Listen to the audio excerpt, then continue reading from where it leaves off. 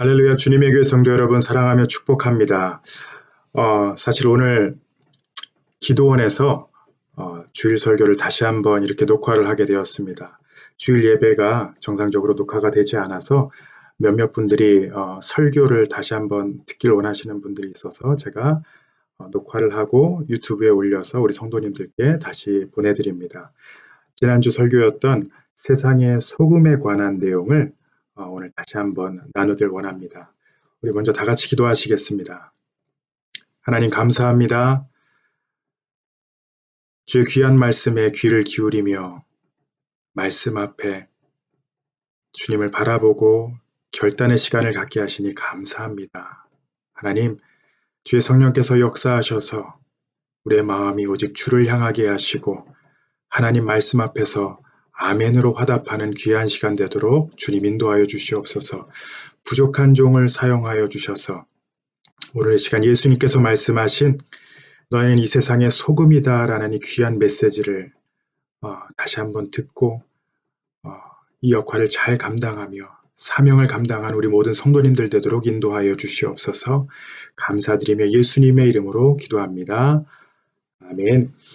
하나님 말씀은 마태복음 5장 13절에서 16절입니다. 마태복음 5장 13절에서 16절 말씀까지 제가 읽겠습니다. 너희는 세상의 소금이니 소금이 만일 그 맛을 잃으면 무엇으로 짜게 하리요? 후에는 아무 쓸데없어 다만 밖에 버려져 사람에게 밟힐 뿐이니라. 너희는 세상의 빛이라. 산 위에 있는 동네가 숨겨지지 못할 것이요. 사람이 등불을 켜서 말 아래에 두지 아니하고 등경 위에 두나니 이러므로 집안 모든 사람에게 비치느니라. 이같이 너희 빛이 사람 앞에 비치게 하여 그들로 너희 착한 행실을 보고 하늘에 계신 너희 아버지께 영광을 돌리게 하라. 아멘. 계속해서 마태복음 5장 말씀을 나눕니다. 예수님의 이 첫 설교, 이 설교의 핵심 내용은 하나님 나라의 백성, 이 백성은 어떠한 특징을 가지고 있는가에 대해서 말씀하십니다. 그리고 우리가 첫 번째로 2달에 거쳐서 팔복에 대해서 나눴는데 이 팔복을 하나하나 보시면은 이 세상에서 주장하는 그런 복이나 또 사람들이 듣고 이렇게 살고 싶다라는 그런 매력적인 그런 메시지는 아닙니다. 이것이 진정 복인가 그런 의심이 들 정도로 참 희한한 복이라고 할 수 있는데 심령이 가난한 자, 애통하는 자, 온유한 자, 의에 줄이고 목마른 자, 사실 내가 더 낮아져야 되는 것이고 또 이 땅에서 정말 큰 소리치며 누리는 그런 복이 아니다라고 우리가 알 수 있습니다. 가만 보면은 이 모든 것이 이 세상에서는 불행한 모습 같지만은 예수 안에서 우리가 살아갈 때 이 모습을 지닌다라는 것은 예수님을 닮아가고 진정한 천국 백성으로 복의 삶을 누리는 줄로 믿습니다. 이러한 예수님의 메시지에 순종하며 사는 자들에게는 분명한 하나님의 능력이 있습니다. 그래서 예수님께서 이 메시지를 전하시며 복이 있는 자다 이렇게 전해주신 것입니다. 오늘은 이 팔복에 이어서 첫 번째 메시지인 소금과 빛에 관한 내용인데 제가 본문 13절, 14절을 다시 한번 읽겠습니다.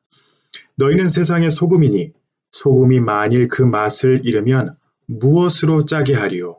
후에는 아무 쓸데없어 다만 밖에 버려져 사람에게 밟힐 뿐이니라. 너희는 세상의 빛이라. 산 위에 있는 동네가 숨겨지지 못할 것이요. 여러분 아마 이 본문은 설교를 통해 많이 들어보셨을 것이고 또 암송하시는 분들 많을 것입니다. 그런데 이 구절을 보면은 우리가 놓치는 부분이 하나 있습니다. 어떤 부분이냐면은 예수님께서 그냥 너희는 소금이다, 너희는 빛이다 라고 말씀하지 않으시고 너희는 세상의 소금이며 세상의 빛이다 라고 말씀하셨습니다. 그러니까 세상의 소금, 세상의 빛이라는 말씀은 다른 곳이 아니라 세상에 필요한 소금, 죄악된 세상에 필요한 빛이다라는 것이에요. 그냥 우리 좋아하는 사람들끼리 교회 안에서만 사용되기 위한 것이 아니라 죄악된 세상에서 참된 소금과 빛의 역할을 감당해서 누가 드러나야 되냐? 예수가 드러나야 되기 때문에 너희는 세상의 소금이다. 너희는 세상의 빛이다 라고 말씀하는 것입니다.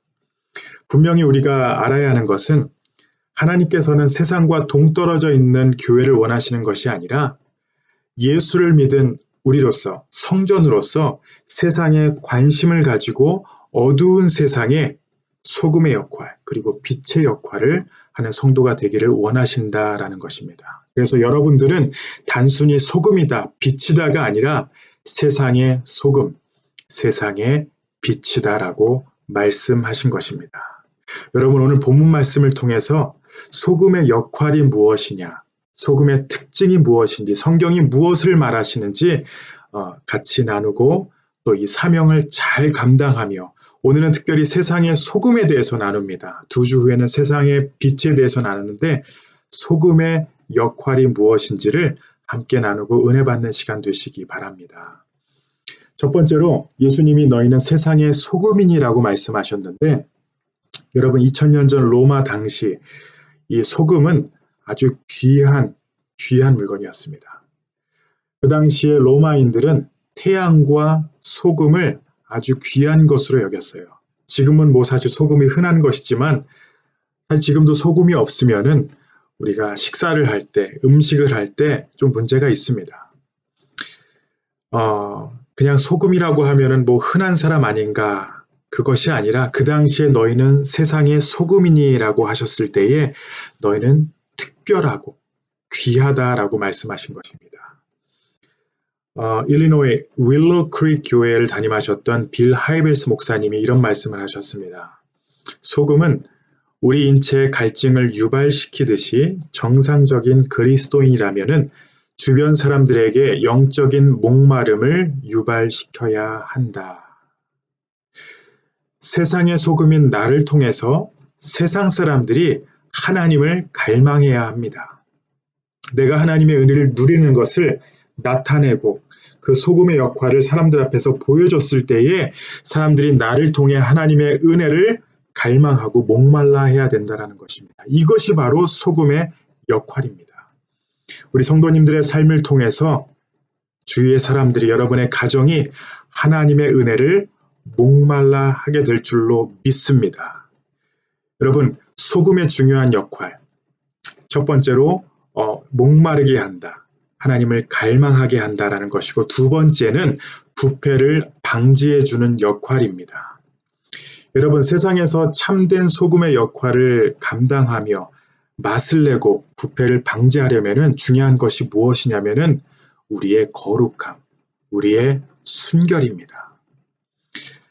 먼저 부패를 방지한다는 것은 사람들을 그냥 덜 죄짓게 한다. 저 사람을 조금 더 선하게 살게 한다. 이렇게 막아주는 것이 아니라 죄에서 완전히 돌이킨다. 하나님으로 완전히 돌이키게 한다라는 의미가 있습니다. 단순히 하나님은 죄를 덜 짓고 조금 나아지는 삶이 아니라 우리가 잘 알다시피 진정한 신앙은요.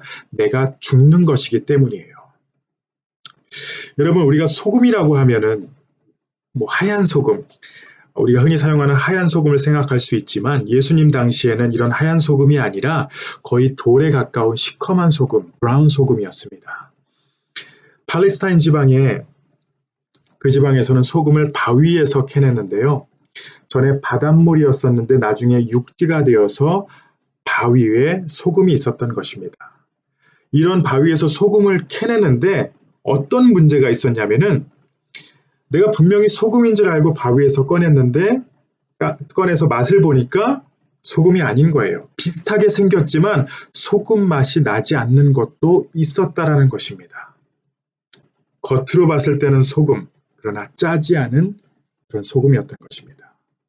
여러분, 소금이 멋있을 필요 없습니다. 외모가 중요하지 않아요. 소금은 맛을 내야 합니다. 짠맛을 내야 합니다. 이물질이 섞이지 않는 순수한 소금, 영적인 소금이 되기를 원하세요. 저와 우리 모든 성도님들이 이렇게 소금과 같이 순수하고 순결해야 한다라는 것입니다. 그리스도인들이 서 있는 위치에서 하나님의 자녀인 나 한 사람 때문에 이 세상이 썩어지는 것이 아니라 소금인 나를 통해서 하나님께서 역사하시고 하나님의 거룩함이 나타나서 죄에서 돌이키는 역사가 일어나야 된다는 것입니다. 겉으로 봤을 때는 소금같이 보이지만, 겉으로 봤을 때는 다 성도들 같이 보이지만, 우리가 진정 짠맛을 내느냐, 소금의 역할을 감당하느냐, 이것이 너무나도 중요합니다. 겉모습에 너무 신경 쓰지 마시고 내 내면의 거룩함을 돌아보시는 우리 성도님들 되시기 바랍니다. 눈으로 보면 다 교인 같아요. 교회에 잘 출석하고 봉사도 잘하고 말도 조심해서 잘하지만 그 중심은 하나님께서 아십니다. 거룩함을 기억하시기 바랍니다. 이것이 바로 예수님께서 말씀하신 세상의 소금의 역할입니다. 세 번째로 소금의 역할이 무엇이냐? 단순히 말로 꾸짖는 역할이 아니다라는 것을 기억하세요. 2주 후에 우리가 세상의 빛에 대해서 나누겠지만 소금과 빛의 역할은 여러분 다릅니다. 우리가 쉽게 보아도 소금에 비해 빛은 적극적인 힘이 있고 나타내야 돼요. 그러나 소금은 조용히 녹아들어서 자신이 사라져야 합니다. 사라져야 그 역할을 감당해요. 옛날에 그 돌 같은 소금이 그대로 남아있다. 그럼 여러분 음식이 어떻게 되겠습니까? 그렇기 때문에 소금은 자신을 나타내지 말아야 합니다. 내가 희생하고 녹아들어야 합니다. 말과 행동이 앞서는 것이 아니라 누군가를 지적하는 것이 먼저가 아니라 나를 희생해서 사람을 살리는 일이에요. 내가 녹아져서, 내가 사라져서 하나님의 일을 감당하는, 그냥 주위에 있는 모든 일들 보면서 왜 이렇게 세상이 썩었냐 하면서 말로 불평하고 행동으로 불만을 표현하는 것이 아니라 내가 내 자리에서 사명을 감당하지 못한 것에 대해 가슴을 치고 회개하는 역사가 일어나야 된다는 것입니다. 한 가지 좋은 예가 있는데 느헤미야서를 보시면은 예루살렘에서 하나니아와 두어 사람이 느헤미야를 찾아왔다라고 합니다. 그 소식을 듣고 느헤미야가 그에게 예루살렘 성벽이 잘 재건되고 있는가라는 질문을 해요. 그러자 그들이 뭐라고 대답하냐면은 느헤미야 1장 3절부터 이렇게 기록합니다. 3절입니다. 그들이 내게 이르되 사로잡힘을 면하고 남아있는 자들이 그 지방 거기에서 큰 환난을 당하고 능욕을 받으며 예루살렘 성은 허물어지고 성문들은 불탔다 하는지라. 난장판이 됐다라는 겁니다. 내 나라가. 그런데 느헤미야는 사실 그 일에 대해서 느헤미야가 잘못한 건 없습니다. 그가 거기에 있지도 않았었고, 그런데 그 사건을 놓고 누구를 원망하거나 책망하지 않고 하나님 앞으로 나아가 금식하며 회개합니다. 그리고 4절부터 7절에 이런 글이 있습니다. 내가 이 말을 듣고 앉아서 울고 수일 동안 슬퍼하며 하늘의 하나님 앞에 금식하며 기도하여 이르되 하늘의 하나님 여호와 크고 두려우신 하나님이여 주를 사랑하고 주의 계명을 지키는 자에게 언약을 지키시며 긍휼을 베푸시는 주여 간구하나이다. 이제 종이 주의 종들인 이스라엘 자손을 위하여 주야로 기도하오며 우리 이스라엘 자손이 주께 범죄한 죄들을 자복하오니 주는 귀를 기울이시며 눈을 여시사 종의 기도를 들으시옵소서. 나와 내 아버지의 집이 범죄하여 주를 향하여 크게 악을 행하여 주께서 주의 종 모세에게 명령하신 계명과 율례와 규례를 지키지 아니하였나이다. 여러분, 세상을 바라보며 왜 이 세상이 이 모양 이 꼴인가? 교회가 이 모양 이 꼴인가? 왜 성도들, 당신들은 이렇게 삽니까? 라고 비판하고 불평하는 것이 아니라 여러분, 소금의 역할은 느헤미야와 같이 그 상황에서 내가 썩지 않음을, 내가 사라지지 않음을, 기도하지 않음을 놓고 회개하고 하나님 앞에 가슴을 치며 무릎을 꿇는 것이 바로 소금의 역할입니다.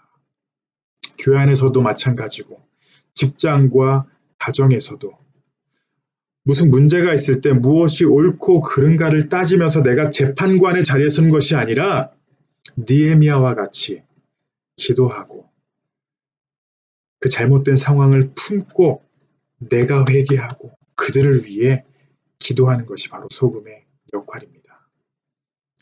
환난 가운데 기도하는 자를 원하십니다. 문제 가운데에 기도하는 자를 원하십니다.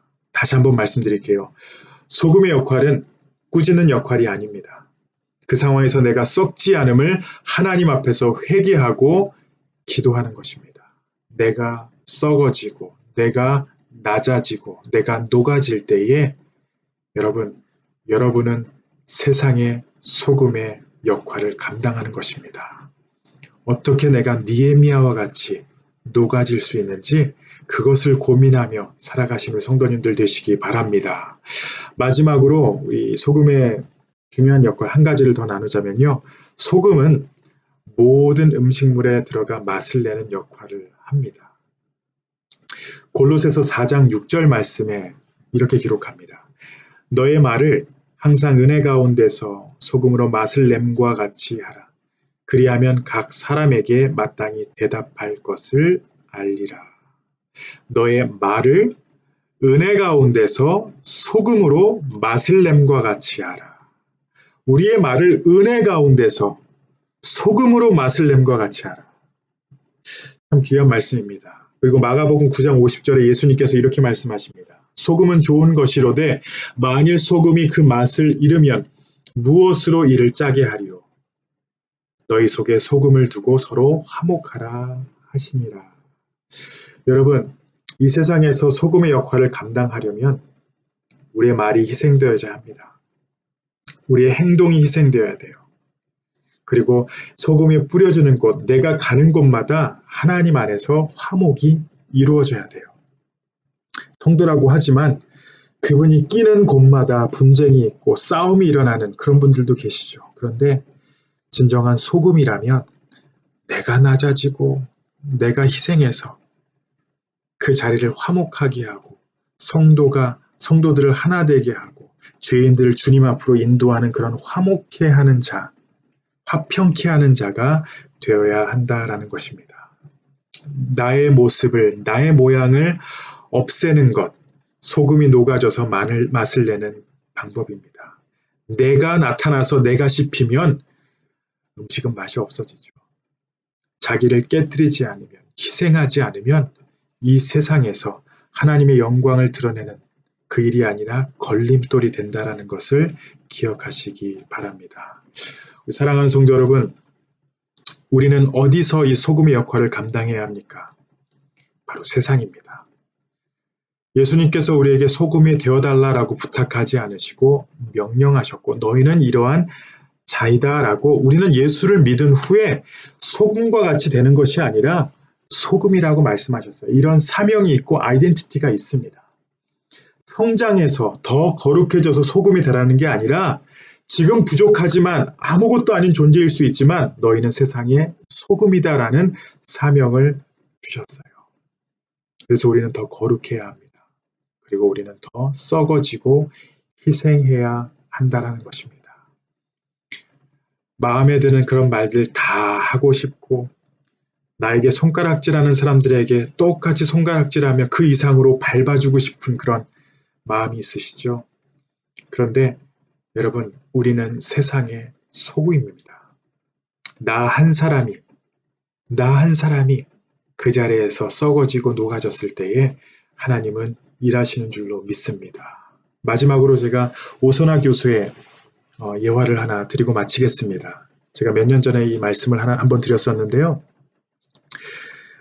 이분이 교사 진심이면 되어라는 책에 한 간증을 올리셨는데 오 교수님의 사촌 언니가 한번 찾아오셔서 자기 자식의 고민을 털어놓았습니다.